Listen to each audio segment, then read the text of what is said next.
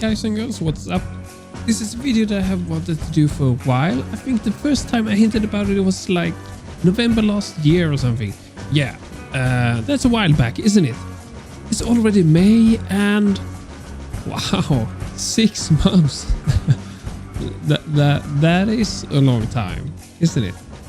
Well, it wasn't all without actual cause. I dug up my Battlefield Vietnam discs, or rather I called my cousin and made him dig them up because he borrowed them a bunch of years ago. How do I remember? Good question. I think it was because I had this thought somewhere in the back of my head that he mentioned one of the discs were broken. It must have been at least 7 years ago or something. Anyhow, I called him and eventually the discs found their way back home. And yes, the disc was completely broken.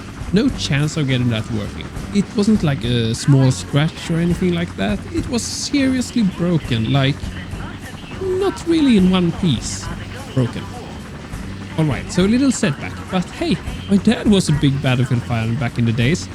I know he used to play Battlefield Vietnam and 1942 for way too long.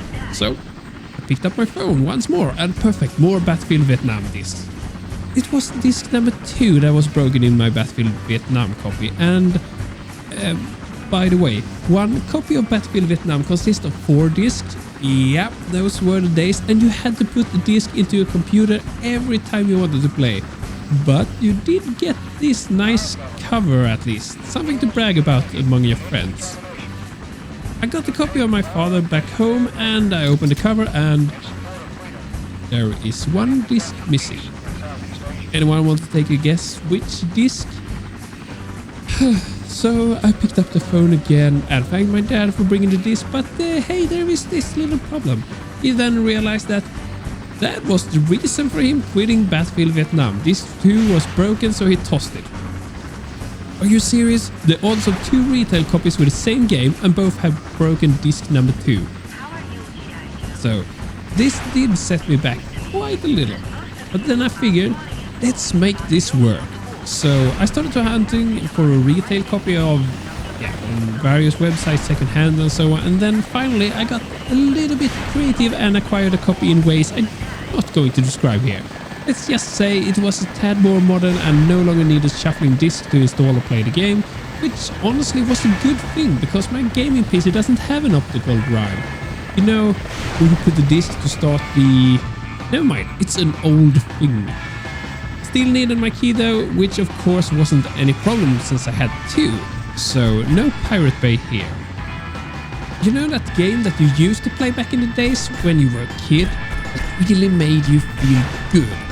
For me, Battlefield Vietnam was that game, or maybe rather one of those games. Not going to lie though, I wasn't exactly a kid when I played Battlefield Vietnam, but you get the picture. And I guess some still think that I haven't grown up, and well, that's fine as well. Anyway, Battlefield Vietnam was developed by DICE Canada, built on the same engine as 1942. I suppose it could be compared with Battlefield 2 and 2142 from that perspective, but to me at the time it was something completely different. The atmosphere of Battlefield Vietnam was just something else. Everything from the completely changed graphics to the really awesome music from Edwin Starr, Creedence Waterfall, Count 5, Jefferson's Airplane and more. It felt just like in the movie, not least when you jumped into a heli and the pilot turns on the radio. I so much want to play the music, but well, for obvious DMCA reasons, I can't. Sorry. The gameplay itself, as I remember it, was really good. I mean, it was back in 2004, so you have to align your expectations of how a game looked back then. Rome Total War, World of Warcraft, Far Cry, Star Wars Battlefront, well, the first of the old versions, and Half-Life 2 were released the same year. Admittedly, if you compare Battlefield Vietnam with Half-Life 2 and Far Cry, you're probably going to end up with both of them being prettier than Vietnam. But both were considered extremely good looking at the time, and both had stories restricting maps and whatever you could do. Battlefield Vietnam is probably more comparable with, let's say, Call of Duty. In that fight, I think Vietnam is just as good looking, or even better actually. Add the Battlefield mix of infantry, vehicles, airplanes and choppers with 64 players and you get something truly epic. Or at least that was the feeling back then. Today, let's be frank, not so much. It's not that Battlefield Vietnam was a bad game, but today it's utterly shit. Funny shit, but still ugly, and the feeling is just extremely weird. The mouse sensitivity feels like someone put soap on my mouse pad, but it's a bit too early to talk about the game and how it feels today. Let's hang back in the nostalgic breeze of 2004 a little bit longer, shall we? Battlefield Vietnam is the second Battlefield game released, and in hindsight, many would probably consider Vietnam too small of conflict for an entire game. It still contains 70 maps, not counting the World War II mod. While a bit confusing, it had 7 factions or so. To be honest, this made me a bit dizzy as well. There were several US and Vietnam factions, and to be truly honest, I never really caught up with all the different sides and what role they played. But to mention some, there was the US Army, US Marine Corps, MACV, ARVN, VNAF, NVA and Viet Cong. Regardless of who played what role and well, all that, it all ends up in a bunch of different vehicles, weapons, uniforms and skins. Yeah, already back in Battlefield Vietnam, there were different soldier skins. You could pick different uniforms and faces for all your soldiers. It made the game more varied, and do you know what the best thing was? Since it was back in 2004, no one thought of the wicked idea of making you pay extra for cosmetics. Missed opportunity, EA might say, good experience aside. The classical Battlefield concept applied, you could pick 4 different classes and each class had 2 setup weapons. Back in the days, you could only spawn on static objectives and vehicles spawn in set locations with no custom mojo because someone spent 100 more hours in the game. Usually there was a race for vehicles, and sometimes there would be some kind of queue, I guess you could say. The good thing was of course that back then friendly fire was always on, so all you had to do was to shoot the players around you to get the vehicle.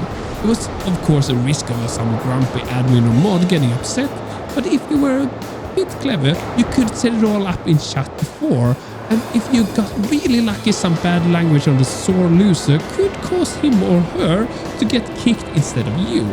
Oh, those were the days. Like Battlefield today, you could play on your own against a bunch of bots, but unlike today, they normally didn't populate live servers in the wild. And even though they were called bots instead of AI, they were just as clever and, well, it's the same thing. Stopping Battlefield Vietnam today was exciting. I wasn't sure I could get it going at all on a modern computer, and I was sure it didn't support modern resolutions, but with the help of Team Simple it went alright. My first thought was, oh, super cool, it works. My next thought was more like, what the heck did it do to the mouse input? Well, since I made a similar trip with 1942 a while back, also thanks to the Team Simple, I did have some expectations. I was afraid that the mouse input would be off, and I suspected that the graphics would be a little bit so-so. After all, Team Simple made some adjustments to allow for widescreen among other things. I was surprised that 1942 still had live servers up with players playing pretty much any hour of the day.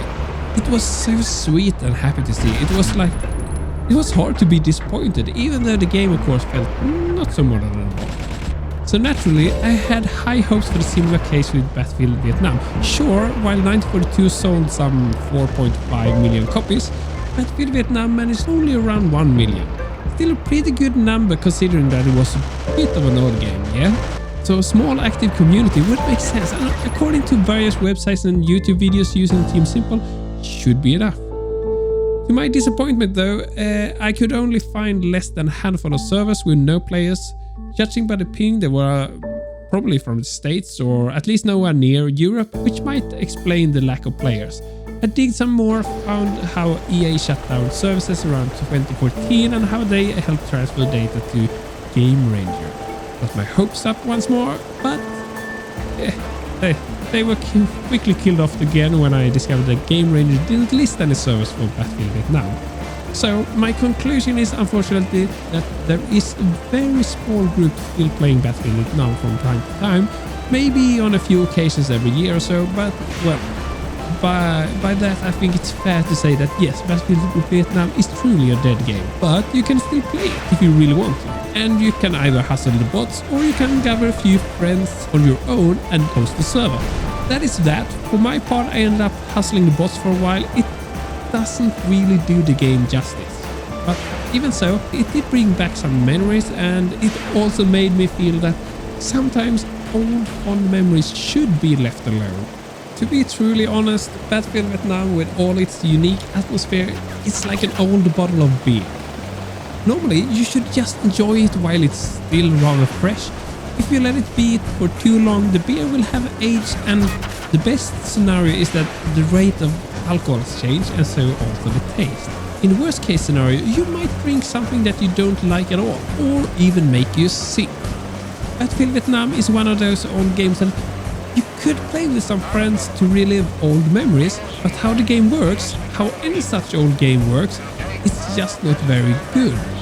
It's fun for a short while, but the game isn't very good with the standards set by today.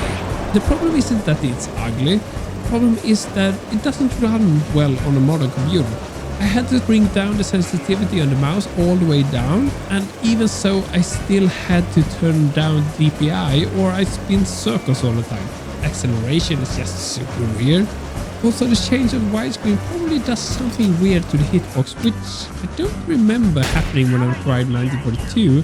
Additionally, the overall gunplay and everything just feels bouncy and off, and I could continue for a long time, but well, at the same time, that old nostalgic feeling is still there and somehow makes me a bit happy. It sucks, but it makes me happy. So with a smiling face, I bid you farewell for now. Cheers!